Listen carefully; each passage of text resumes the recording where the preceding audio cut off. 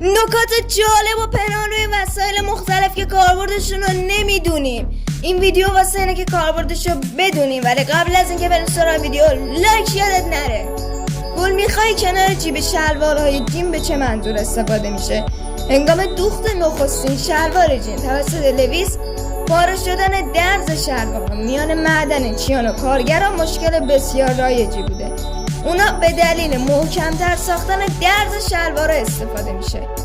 حفره‌های کوچیک برای کفش آلستار واسه چیه؟ واسه اینه که بدونید اونا برای تهویه در نظر گرفته شدن. برخی گمان میکنن به خاطر اینه که آلستار قبلا تنها به عنوان تولید کننده کفش بسکتبال فعالیت داشته، این حفره‌ها رو برای تعادل در نظر گرفته. حفره‌ای که برای دسته قابلمه‌ها تهیه شده کاربرد خیلی جالبی داره. این سوراخ‌ها واسه آویزون کردن ظرف در نظر گرفته شده، اما شما میتونید کفگیره‌هاشو خودتون هم به وسیله اون نگه دارید. دو کاره است.